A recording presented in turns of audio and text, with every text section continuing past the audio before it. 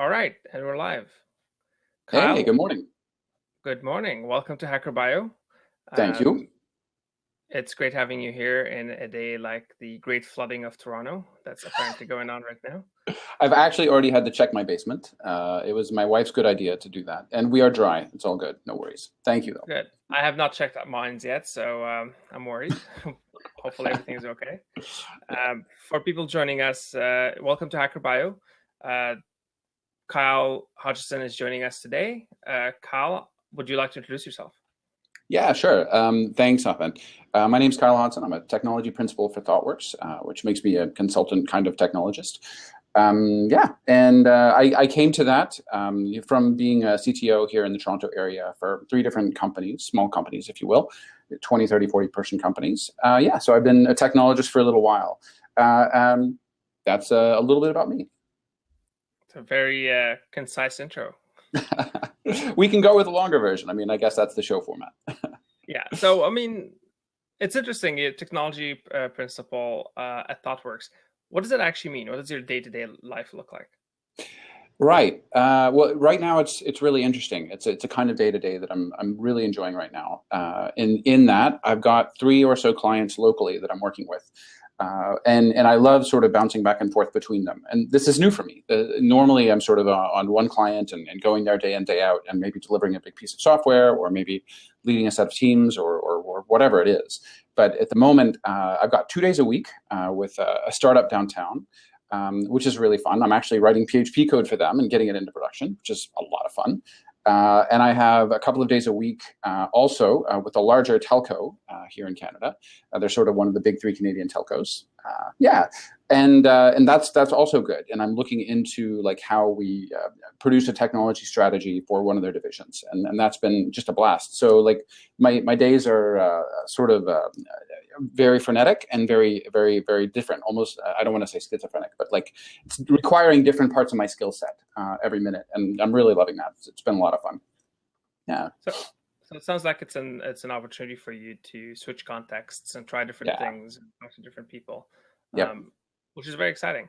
Um, Tell me more about how you got into this role. What was the kind of journey? And we're gonna step yeah, backward in time yeah. even more further. But specifically, how do you go from being a CTO and in a small startups and then deciding that you're gonna spend all of your days working with multiple clients on multiple projects? Having multiple focuses throughout the day and multitasking. Well, I think you hit it with that context switching thing. People talk about how multitasking isn't really possible, and I think that's probably true. But I think we learn to context switch, and I think we learn to develop different skill sets in ourselves so that we can provide different value to different people. And that's been a cornerstone like through for as long as I could remember. Uh, I remember I had an uncle like way back when I was like I won't even try to guess how old I was, but it was probably the 90s. And he called up my dad, because this teenager still living at home, saying, "Hey, Microsoft has this thing where you can get a free CD with Windows NT 3.5 on it." And I'm like, "Oh, okay. Well, we tried like DOS 5 and 6 and 7, and Windows 3.1 and Windows 95, and like, why not? Let's try this NT thing." And then from there, I found there was this Yahoo group that would show you like all the different operating systems. And it was like, oh, you can download Lucent Inferno and run that on a 486. I don't know why you'd want to do that, but you can. And here's Linux and here's BSD and all these other things. And I got super into operating systems early on. And I ended up taking a job in a really, really early internet marketing startup here in Kingston, Ontario, working for them they actually hired me to be an internet marketer, which we didn't know it, but we were doing search engine optimization like way back in the late 90s, though that word didn't exist yet. So this is like Hotbot and AltaVista and Excite and Lycos and all those kinds of Dogpile and all these weird old search engines. And but anyway, I didn't do any in search engine marketing ever. Like I started by like maintaining their Windows NT machines, which they had, which were serving some of their corporate files, and then I immediately switched over to their Solaris machines, which are serving their web and email presence, and just basically never did any internet marketing and became a systems administrator. But while I was at it, I mean, there was always this thought of like, what else can I be doing, right? And how else can I be involved? And I'd had an early career actually in restaurant management, where I'd sort of come to a natural personality around delegation and around leadership. And so I started employing that accidentally. Like if I noticed that, the CEO of our tiny little company in the 90s wanted a bunch of, internet marketers to do something and they weren't really doing it, I would sort of, get them rallied and so on. While I was, in the middle of making Solaris machines serve up web pages. So it was just always sort of, going back and forth.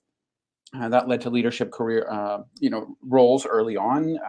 I ended up leading software development there, where we built sort of something like a DoubleClick.net way back, and that was fun. And that, but at this point, I start dabbling in open source too, and I'm writing a bunch of mod Perl stuff for Apache modules, and using a bunch of CPAN for that, and just starting to find, not just open source in terms of operating systems, but open source in terms of software and what, open source libraries we can borrow to get something done. And started to just sort of love it more and more. But I always kind of went back and forth between sort of leadership roles and technology roles. And that was sort of my, my first decade in tech, I guess, was a lot of systems administration and even PC support. I did a little bit of phone support for a little while. But eventually, I came to realize that I'm happiest on days where I have some contact with the actual technology, or maybe in weeks, maybe not days, but weeks, where I have actual real contact with technology, and also real contact with the people that technology is meant to help in some way. And I felt that whenever I was just sort of, I don't want to say just a dev, because it's been that part of my career is something I cherish and it's been really valuable. But when I only focus on my development capabilities, I get a little, I don't know, less happy, if you will. Is it anxiety? Is it a nervousness? But there's also this sense of disconnected from who it is that's doing this, right? And so whenever I can sort of go back and forth and make sure that I'm getting to know the people who are using the technology, that's really where I find my sort of emotional drive and passion to keep going and to push this thing. I think really, I mean, if I'd been born into a different century, and I don't know, like maybe double entry accounting would have been the cool new thing. As long as I knew the person that was helping, like it would have been really cool to get in there and help them understand how double entry accounting can, make their, I don't know, potato farm better or whatever it was. But we just happen to be born in this century instead. So yeah, that back and forth, that cultural, if you will, and of task switching, I think has been an important part of what keeps me interested, for sure. Double entry accounting is never cool. In any universe, in any alternative timeline. I don't know. Hey, I'm sure there was like an era where it was like, oh my gosh, wow, these people who understand this, these are the hot commodity, and we have to pay them so much and give them back rubs at their chairs and all of those things. How they position. I've had long debates about double entry accounting. It just defies all human logic as far as I can see it. But that's a separate conversation. It's a whole podcast by itself. It's interesting. You mentioned like a big part of what you enjoy in your work is, whether it's the hands-on technical aspect or it's also helping people out. What part of helping people out do you actually get, personal satisfaction or enjoyment from? And I know there's like the general sense of, helping people makes people feel better, but specifically in the context of technology, how do you employ your technical skills? How do you employ what you've learned, perhaps from your restaurant industry history as well, into like helping, technology people or individuals who are programming or dealing with software or computers? Yeah, I mean, there's lots of facets to it, obviously, right? And I think some of it, just understanding how technology works, is valuable in itself, but it starts to become much more valuable when it's a toolkit that you can apply to doing something ambitious.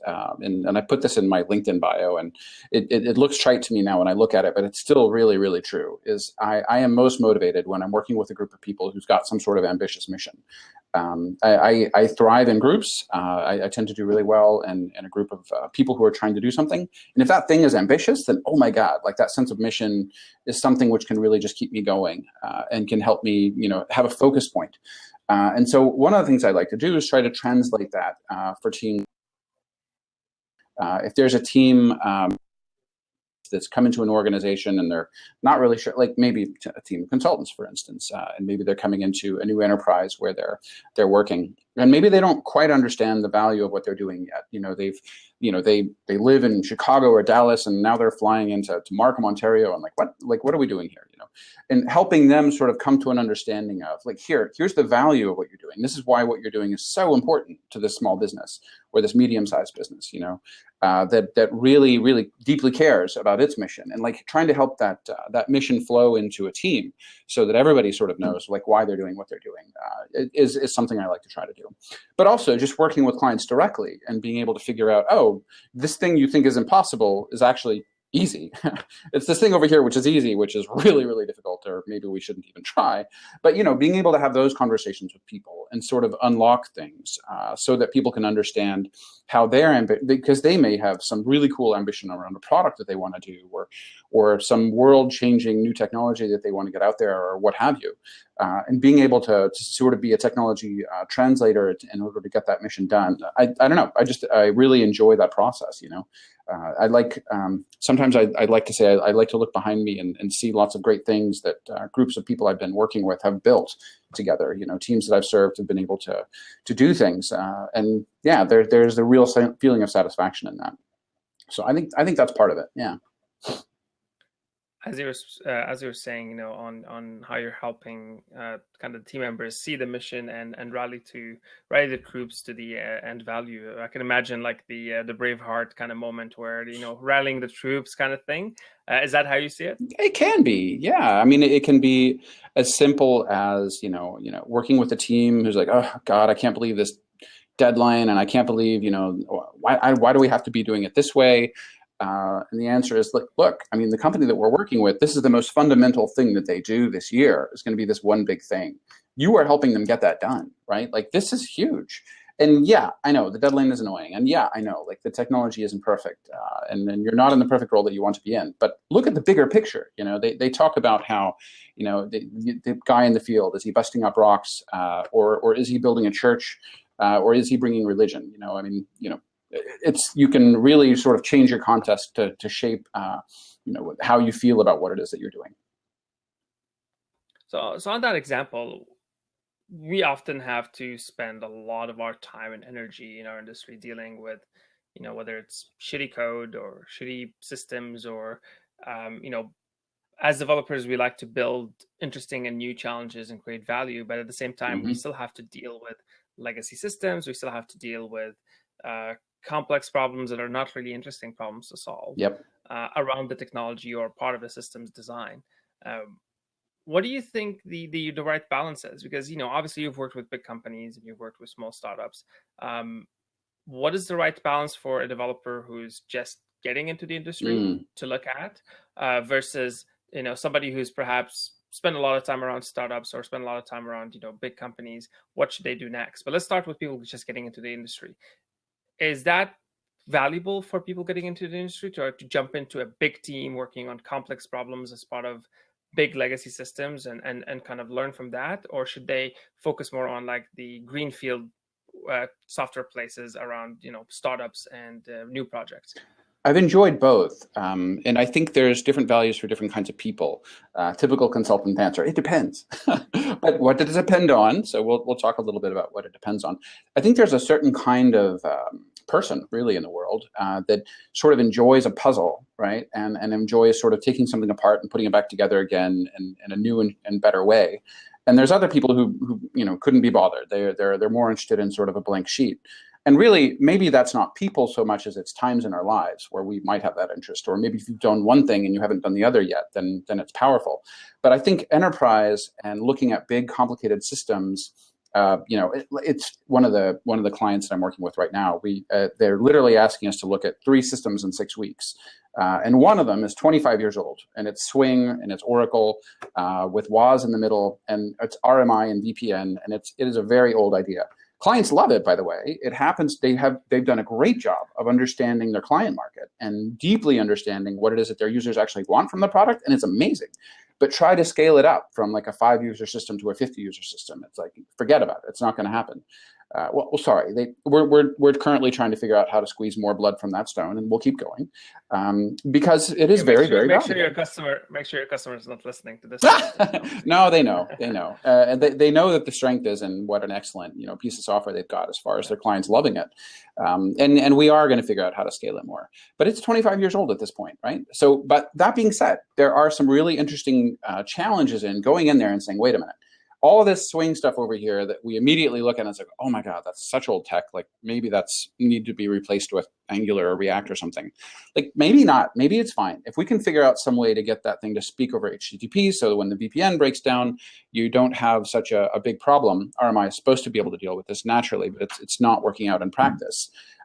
Then maybe it's fine. Like and being able to look at a problem and really using evidence to guide. Like when as technologists, when we even really experienced technologists or even people who've been around a lot, when we look at a problem like that, we immediately see all these smells and we're like, got to get rid of all of this. But maybe not. Maybe if we can use some sort of hypothesis and experiment driven and get real observations out of this experiment driven approach, maybe we can actually figure out that actually this part, yeah, it's smelly and old and we don't really like dealing with it, but it's fine. It's delivering a lot of business value right now, and it is not the big problem, right? Like if you can figure out where the biggest bottleneck right now is and go alleviate that, we can probably have an outsized impact. And then once that is done, go look for the next big bottleneck, right? And then that'll also have an outsized impact. But trying to look at everything at once and change everything at once just doesn't make a lot of sense. So, for your classic problem solving experience where you want to get in there and deeply understand something that isn't necessarily latest, greatest, coolest, but was really best practice 20 years ago when it was originally built, and then figure out, okay, how do we, get this dog to do new tricks? That is fun. When you're engaging that sort of problem solving part of your brain, it is super fun. And as long as you're working with an organization who's willing to look at improving its processes and is, thoughtful about how it deals with people, yeah, I can enjoy that all day long, right? I mean, as long as there's no sort of sacred cows around, oh, you can't change anything, but somehow make it faster. Well, that's not going to work. But as long as you're working with folks who are willing to, okay, yeah, we can, get rid of this and replace it with that, and let's give it a shot, then I don't know. I can have just as much fun with Oracle and RMI and Swing as I can with React and Node, or is it Elixir and Rust now? Who knows? But yeah, on that other side, though, I've also been involved with building something sort of brand new, greenfield, and something that needed to be fairly complex, not because we want to make complicated things, because we should always try to build simple things, but because the problem domain itself had some complexity. And there's a different kind of thrill in that. There's a different kind of thrill in looking at a blank sheet of paper, but also looking at an existing business problem. And I'm thinking about work I did with a startup called Kev Group back in the day that wanted to go from having a school-based accounting platform to something where parents could actually pay online, right? And it's like, okay, there's a fair amount of complicated stuff in here. Like we've kind of got e-commerce merchandising. We want to be able to sell a gym uniform. It's got colors, it's got sizes, it's got options. You get into merchandising in order to be able to do that, plus pricing and everything else. And who in the school is actually going to do this? Something that seems really simple. Let's sell the gym uniform online. Once you decide to sort of tackle a whole host of problems in that area, it gets more and more complicated. So those are also fun, and not so much because you have all these legacy systems that you need to integrate with or that you need to rehabilitate, but more just because, okay, you've got to go learn deeply about, a problem set that a set of users might have. And then you get to go sort of create, this from blank sheet of paper, a model that you believe sort of represents that problem.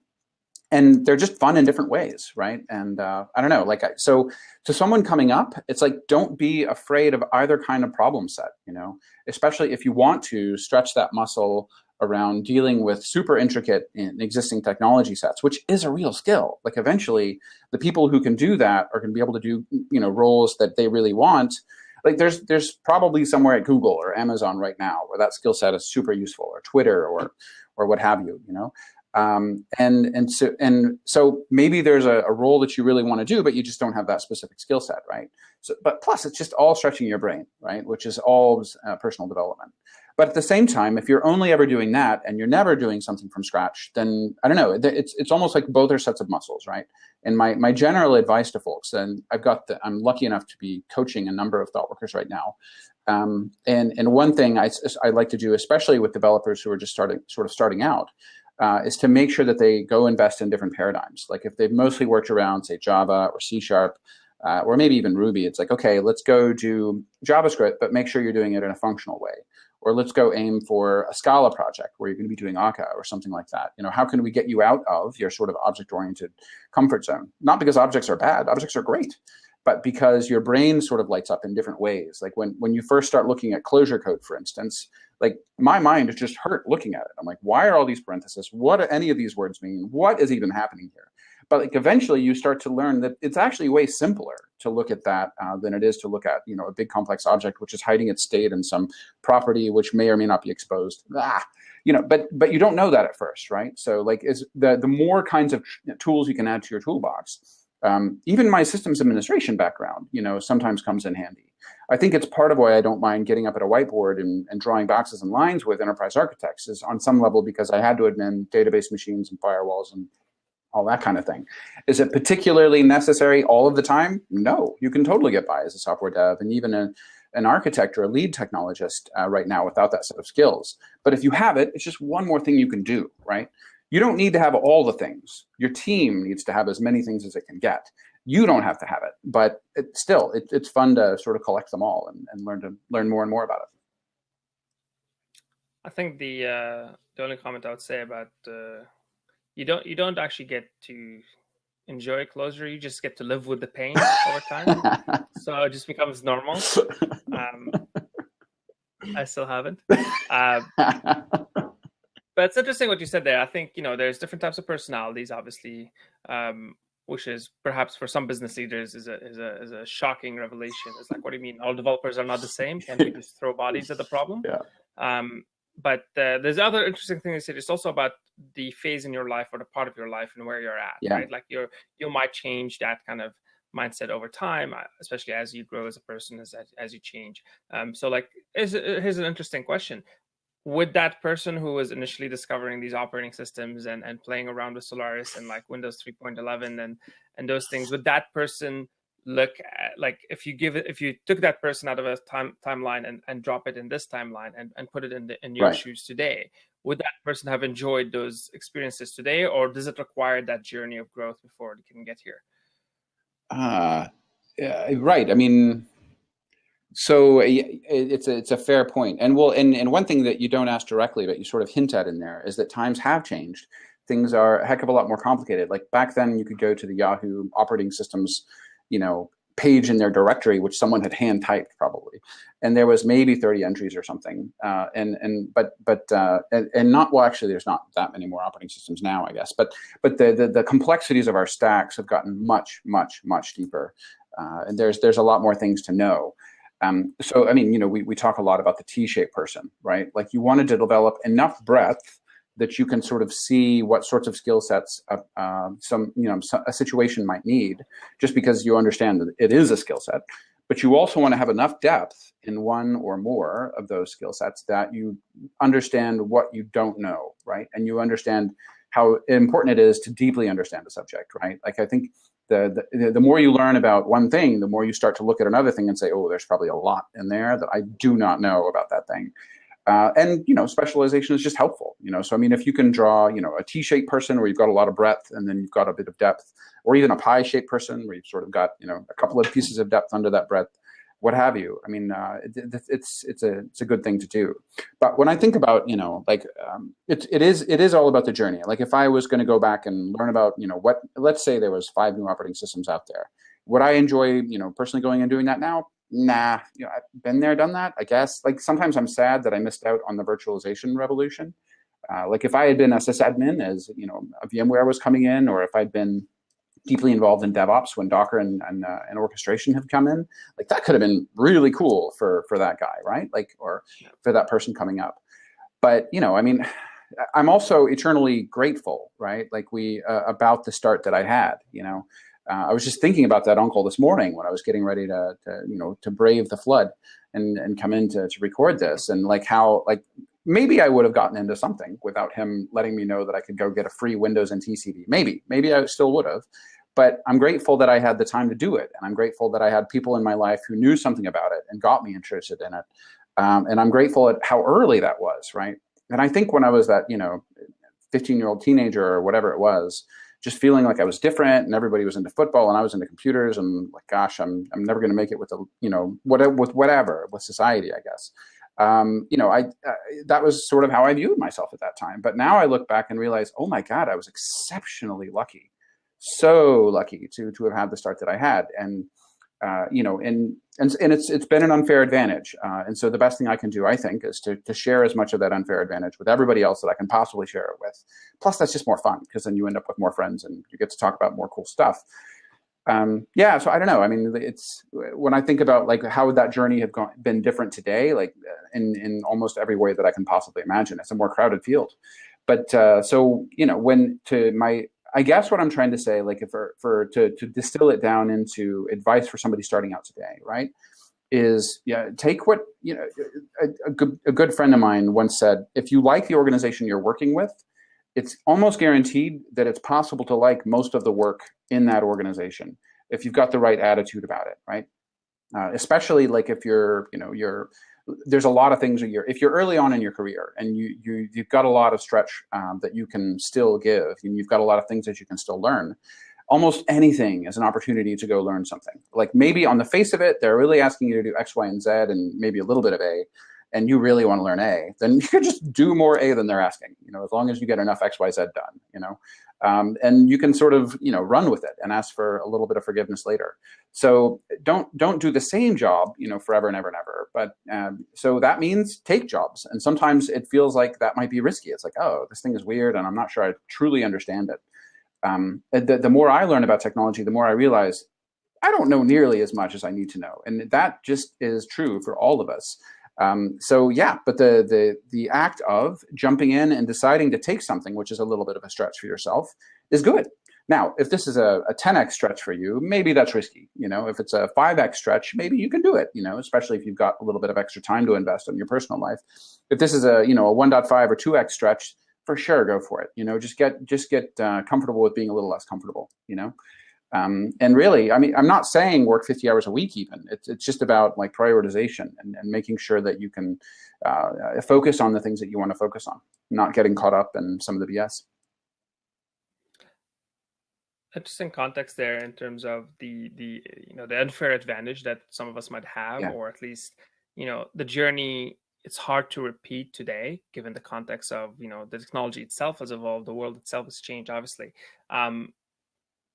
You've talked about your journey getting here, but like, was there any sort of parts of that journey that you think needs to be repeated for everybody? Like, take, for example, education. Like, did you formally study computer science, and do you think that's something everybody needs to do versus, or going and working for a startup or doing your own, experiments on projects? You talked about open source. Do you think that's something everybody needs to do? What parts of that journey do you think are still relevant and still needed today for people to be successful, even given the context of change and given the context of technology evolution? Yeah, I think there are certain things which are stable, and there are certain things which are fads, right? And like almost every language and framework, at the end of the day, especially frameworks, are a kind of fad, right? Like right now, React is really hot and Vue's getting hotter, and it was Angular 3 years ago, and it was Backbone and whatever before that. And those things are very valuable, and because they change, right? And you suddenly decide, oh, we really want to try this, and so we really need skills on that. But I think but those things will come and go, right? And that has to be okay. So if you have an opportunity to go be a first mover and deeply come to understand some cool new thing that your instincts tell you is going to pay off, go do it. Like, it might work out, there's some goodness in that, but don't cling to it, right? I mean, don't expect it to be something you can continue to trade on for years and years and years, because things do come and go. But that's why I really like to give the advice of learn different paradigms, right? And learn different kind of roles. Like, spend a while doing, exploratory QA for your team and sort of investing in that. Spend a little bit of time thinking deeply about like how the team that you're on might get more efficient. Like looking at your Kanban wall and your work in progress and trying to figure out where your bottlenecks are so that you can go a little bit faster. Spend a little bit of time thinking about how, like, what a better story looks like for your team so that you can, communicate more effectively and so on. And because any one of these might surprise you with just how much you like doing it. You know, these things, I mean, whether we call it a product owner or a business analyst or a scrum master or an iteration leader or whatever we're calling things these days, whatever, like those change, those come and go. But, you know, the as a general rule, you know, all of those roles need to be filled somehow. Like we used to call them project managers. Now it's a different thing, but it's still a useful skill set in the end. So I don't know. I fully advocate, you know, spending a little bit of time with as many of those as you might want. Just for the sake of getting to try different things out. It's a lot of fun. As far as open source, yeah, I don't think, like, there's a part of me that wants to give this advice of don't be afraid of open source, you know, but that's, you know, that's like a 10-year-old advice to give. I don't think there's any company in the world out there which is so afraid of open source anymore. I mean, if you're a big old enterprise using a bit of it, you know, I encourage you to use more of it, obviously, and maybe even champion it, and maybe even, you know, show a community how interested you are in it by having a GitHub page about your company and those kinds of things. Like, it's all just do more. I mean, that's probably nothing that, you know, anybody needs to hear. Probably they're hearing that from other sources. Myself personally, I haven't done a ton of like open source contribution. I recommended open source over, you know, often over commercial packages wherever possible. Not because I don't like commercial packages. I'll pay money for software. There's lots of software that's worth paying for. But often because, you know, the open source equivalents, it's not only because you can get in there and change the code. Although, you know, in 25 years of practice, I can count, I don't even know how many times we've actually gone in and changed the code. It's pretty rare, unless you're dealing with like, you know, a JavaScript package that you're going to just get clone and go and change up a little bit. And that was part of your plan. For the most part, like what you take on is like a vendor dependency and put in your libs folder or whatever, you tend not to change the code on those things. But just because there is no licensing, that really helps you get up and running a lot faster, you know, with getting it installed. There's not sort of a lengthy procurement cycle. The last time I did recommend something, which was a commercial product, and really believed in the recommendation, and, you know, I told the client, hey, you know, this might sort of take an extra couple of months for you guys to sort out licensing, but it was more than that. It was like 6 months, and not only that, every time they hit sort of a certain limit, it would take them 6 weeks to go get commercial approval to get that limit lifted. And that happened over and over and over again, you know. And I mean, it's these kinds of pains that I'm really avoiding when I'm speaking to leadership and management around open source versus commercial. Sometimes the commercial package is really worth it, or commercial support around an open source package is really worth it. But gosh, like it's a pretty high bar, because most open source is just so much easier to deploy and get started with. And in the end, that turns out to matter. That turns out to matter a lot. But yeah, personally, I haven't done much contribution to open source. I've often, you know, thought about, you know, I'm lucky enough to get a 3-month sabbatical in my career at 10 years. And sometimes I think about spending a lot of that sabbatical just doing that, going back and contributing to open source. But what I have done is documented. What I have done is shared the word, and, you know, participated on forums and mailing lists and those kinds of things, answered questions that others might have, and been a bit of a cheerleader from the sidelines. But if you have an opportunity to, I think you should. I think that's clear. I think it can be really, really valuable. And it's, I think part of what can be daunting, of course, is that your work is out there and people can go and they can look at it. But I think that vulnerability is important.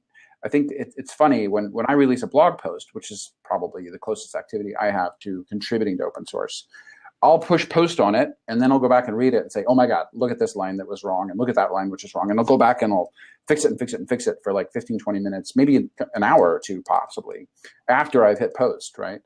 And there's something about that. Like I wasn't being as wholly thoughtful before I hit post as I was afterward. And so, you know, that instinct to go see, oh, this could have been better. Once it is public, like that gives me the impetus to go do that. So I don't know, like getting over that vulnerability of, I'm not sure if I should release this thing. I'm not sure if it's ready or perfect or ready for prime time. Well, go ahead and hit push anyway, and then go check it out and fix it up later. Now, of course, make sure your tests are passing and all those other things. I do think that if you're going to go somewhere in software development and you really want software development to be the thing that you're doing, I deeply believe that, you know, learning the discipline of software development, getting into testing, getting into proper integration, continuous integration, getting into automated deployment, getting into full lifecycle continuous deployment, these are journeys that we all need to go through. I believe that in my heart.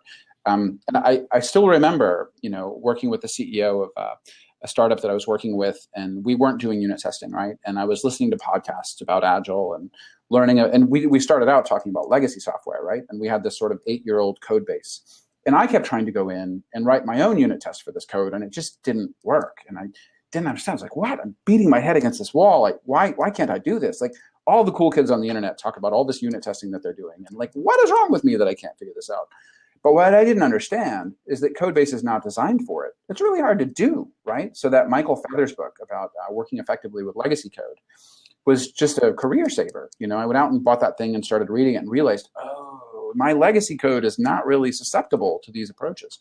So point being, we got better at unit testing. We got better at, you know, doing some of the patterns that Feathers talks about and working effectively with legacy code.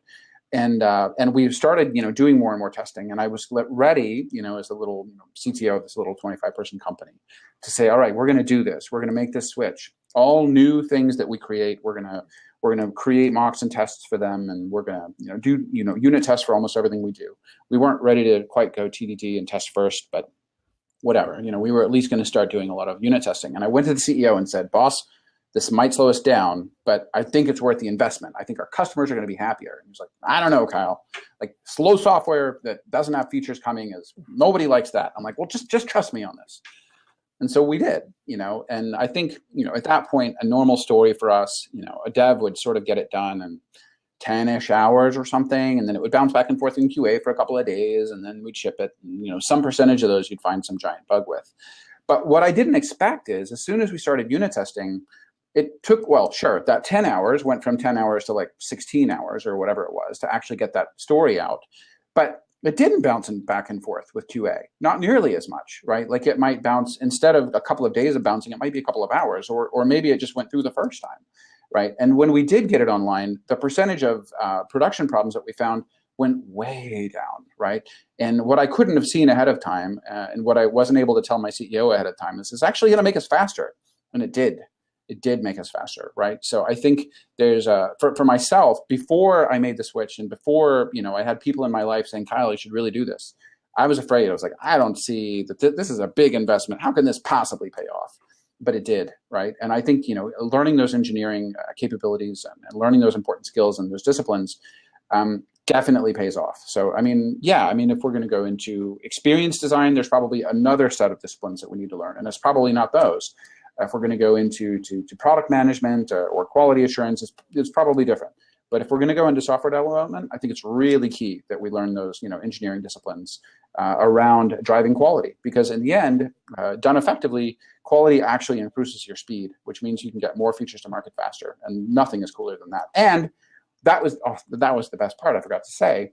Not only were we getting features into market faster, we were going home on time, right? Like, we went from being that company that was doing, you know, 16-hour days in the summer to try to get ready for the school year, to working sort of 8 hours a day. And maybe on a Tuesday night before a release, we were there for 9 hours or something, whatever. Like, our lives were so much more comfortable, and we were getting stuff done. So yeah, I mean, it's just amazing what the payoff has been on some of these engineering practices. So that's definitely the must-have that everybody's got to do if we're going to go through development, is getting into those. Going home on time, who wants that? But it's interesting what you're saying there, like, because you had to go through that discovery journey. You had to go through that kind of growth journey of, you know, learning about things and learning about patterns and learning, you know, and the example of unit testing is a great example. You had to go through that versus people coming out and, you know, let's say whether they're going to universities or not, or doing code schools or not, that just becomes a given. And I know we're not fully there yet in the industry. I'm still meeting people in startups who are like, testing, who's got time for that? And that's still an issue. But generally speaking, I think today's standards that you and I perhaps had to kind of evolve through or learn through or kind of you know, live through that journey is now de facto standard. Like, yes, you need to spend time on front-end engineering. Front-end engineering is a thing. Yep. You need to spend time on quality and performance. Quality and performance are a thing. You need to spend, you know, you need to invest in your infrastructure. You can't just, you know, rely on physical computers and just SSHing into your computer and publishing your PHP application, right? Like, all these kind of norms are now, or at least they're normalizing today in the industry, right? So what does the journey look like for somebody getting into the industry today? should they be going to university and studying this stuff? Because I don't think they talk about unit testing in No, university. I don't think they talk about managing distributed systems or front end engineering or any of those topics, not right? from what I can tell. Should you go to a code school? And code schools, I think, again, from my perspective, they just cover a very narrow, very specific kind of use cases that kind of help you accelerate building a specific type of software. Yep. And then they're like, great, now you're a software engineer, go into the world and make all the money. Yep. Yeah. Which doesn't quite work out that way, right? So like, what does that journey look like? Yeah. But first, should people be going to university for software engineering nowadays? Or should they be doing code schools, or should it be something else? I think it depends on what you need to do. I mean, for my own self, education is not a huge part of my journey. I did, a little bit, a very, very small amount in junior college and things like that. Most of what I've picked up, I've learned myself. But I think that's true for most people, whether they went to university or not. There's really great resources out there for folks who skipped that part like I did. I think it's the Imposter's Handbook, recently published, sort of goes through a lot of the computer science stuff that folks like me did miss by not really deeply diving into that. And I think those things are important, right? Like, I mean, if I'm out there, and one of my clients, we are out there architecting a large data, piece of software that is attempting to, in real time, figure out, exactly what everyone wants to see separately and sort of, one-to-one marketing, if you will. And there are some really big challenges in that kind of stuff. So, I mean, am I going to make sure that I have friends around that have studied those kinds of things? Yes. If I had to do it myself, am I going to go read up on Imposter's Handbook and make sure that I'm scrubbing up on these things? Yes, because these skills are important. Should you go to university? If you have the opportunity to, why not? I mean, you meet lots of really cool people while you're out there. And some of those people may go on to do other things. I certainly don't mean to come out and say, don't go to school.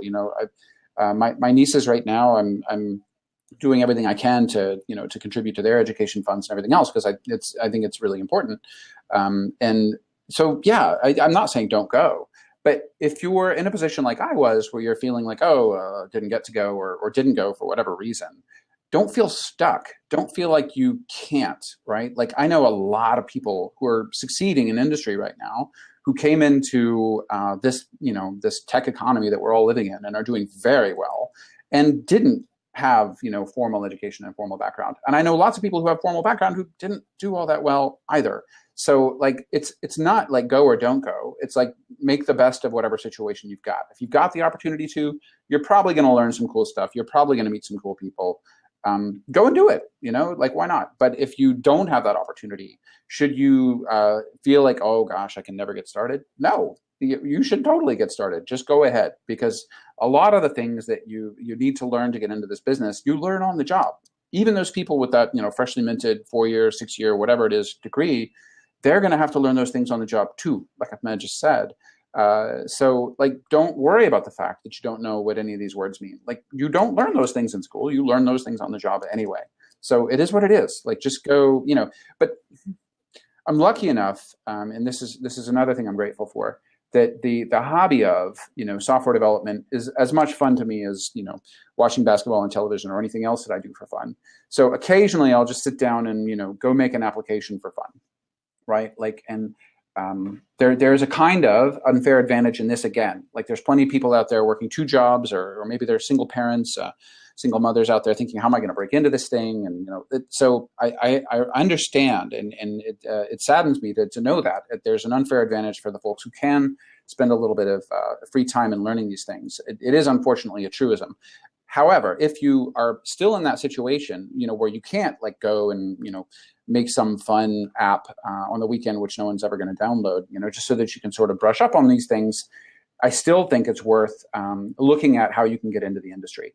I think for almost everybody, I know so many people out there who've come into technology from really different backgrounds, people who are originally teachers, people who are originally physicists, people who were, have almost no education background at all, and then they come into this thing, and maybe they started out in roles where they felt more comfortable for whatever reason. Maybe they didn't start out as a dev right away.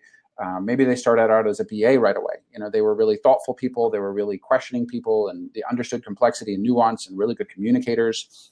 You don't necessarily have to go to school to just sort of naturally ask good questions and naturally take good notes. So, and I don't mean to say like it doesn't take skills to be a BA. It takes a lot of really important skills to be a BA. It's just a little bit less technical arcana, right? And it's the kind of thing that general life experience can teach us instead of like, the kinds of study you need to do to be a software developer. So, but a lot of folks that I know who've had very, not university oriented, in very different life circumstances from mine. Maybe they were that single mother. There's someone in specific I'm thinking of, for instance, that have gotten into, not exactly what they wanted to do, but then parlayed that into QA experience and parlayed QA into automated QA and then parlayed that into software development, right? And I'm now staffing them on gigs where they are software developers, right? So there are ways to do this journey, and this is not to say that BA and QA aren't end goals in themselves. They are amazing careers that I know lots of people who've been doing those like all their career and have fully satisfying careers from it. But there are different ways in, I guess is what I'm trying to say. I know people who started as the receptionist at a software company and ended up as a software developer. Like there are ways to do this, whether you've got those unfair advantages or not. So just work at it, and like that inner voice which is telling you you can't do this, you don't know enough, don't listen to that person. Right? The inner voice in our head, that we are not our thoughts, right? Like we all have those thoughts which just occur to us, I can't do this, or those people are mean or whatever. Those thoughts are not true and they're not us, right? We are not our thoughts. We are the person listening to those thoughts. So you can choose to hear those thoughts which say, oh, you can't do it, you don't know enough. And you can choose to say, wait. That's probably not true. I can probably learn it, right? That's just that voice in my head that I need to learn to ignore. Now, it's more complicated than that, obviously. But yeah, like if you've got your own inner critic who's a jerk, it took me a while to learn this, but maybe sometimes ignore that person. He's not particularly helpful. That's great advice. Was that inner critic also the one that got you on Closure? No, that was a different journey. Definitely more fun. All right. You said something interesting there. You talked about the network effect you would have by going to universities. And I think that's very true and very important. Now, outside of, in your current day-to-day and outside of the educational journey, what are the networks people should be surrounding themselves with, especially in a career and kind of growth mode where, do you always have to be friends with developers and technologists? I can speak for myself, or I can say most of my friends are developers and technologists, but that doesn't seem to be necessarily true or needed in order for you to expand and grow your career, right? Like, what does your network look like yourself? And what do you think, a healthy network or a healthy balance of that work-life kind of balance thing that people also tend to, spend a lot of time doing what they do, especially if it's their hobby, right? What's the balance there look like? I was just finishing Hacker Bio episode, was it 2? With the experience design, and how did she call herself? What was her name? Sarah Sweden, yeah. And I loved what she had to say in there about how, the fact that she's got friends in her life which are not technical is a great relief, because it gives her some time to sort of let go that part of her mind. And I think that's really great advice. So yeah, does it help to have, a network? Yeah, of course it does. I mean, I think there's, different, but can you be Sarah and make it in the way that she has and still have normal friends and hopefully what one hopes a good work-life balance? Yeah, I think so. I think both things are possible. So there's a network, and there's friends, and there's colleagues, and there's acquaintances. I mean, we all have rich networks in our lives, whether we're thinking about it that way or not. I think if you can find a community of like-minded, tend to be mostly positive people who are just interested in learning stuff, I think that is probably a pretty good place to be, right? Like I remember at one point, after learning most of what I had done on my own and sort of hiding in a dark closet as I learned about technology and, putting it on the internet, at some point I realized, hey, there's meetups out there where people go and talk about these subjects, which I kind of like. And I remember at first thinking, oh, but you probably have to be a group member, and I don't even know where to apply. And it's like, no, none of that is true. You just go find it on the internet, and then you just show up, and then you're a group member, and that's it. And they even give you pizza.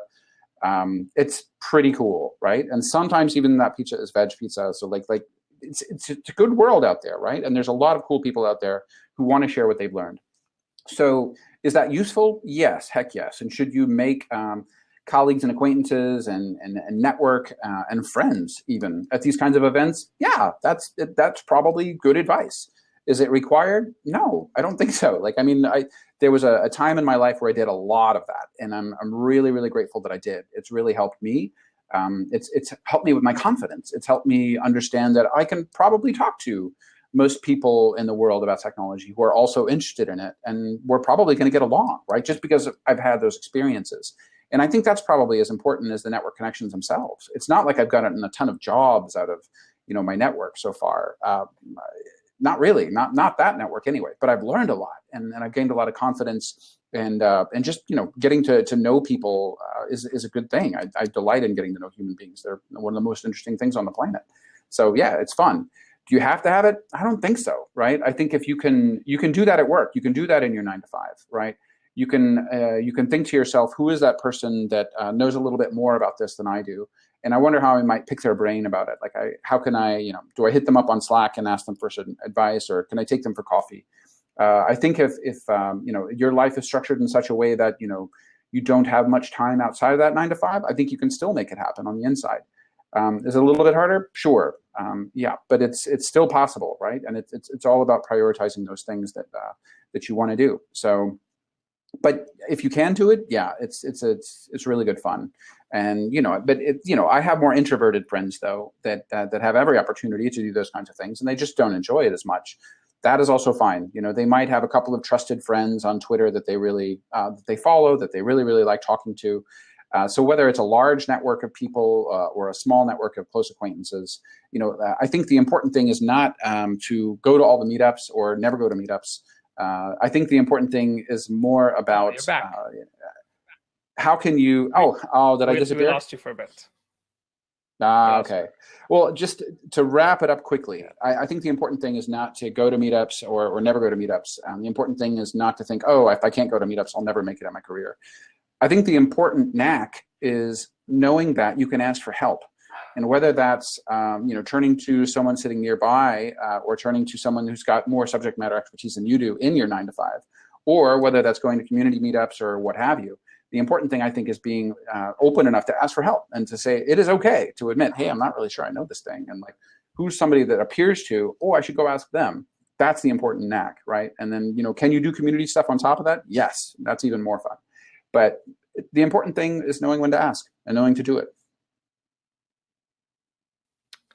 So you've given us a lot of words of wisdom. I think the main takeaway, for me at least, is that there's a lot of opportunities of learning. There's a lot of different stages in your life and part of your journey that will probably change your perspective on what's important, how to get there, and who are the right people to surround yourselves with. Kyle, thank you so much for joining us. Before we go, do you have anything you want to plug or anything you want to throw out there to the universe and to the listeners? I did not plan this well. I'm really liking the podcast You Are Not So Smart, and I have no relationship at all to them. So, but I'll just call that out, and I'll plug 2 things. The second thing is buy an electric vehicle. It's a lot of fun. Don't get a plug-in hybrid. Get an electric. Anyway, so yeah, those are my 2 things. Would that electric work in the flooding that we're having in Toronto, or? Yep, mine did just fine this morning. Excellent. No electrocution hazards. Nope. All right. All fine. Well, Kyle, thank you again for joining us. This has been great. Thank you, Ahmed. Appreciate it. Thank you so much. Bye.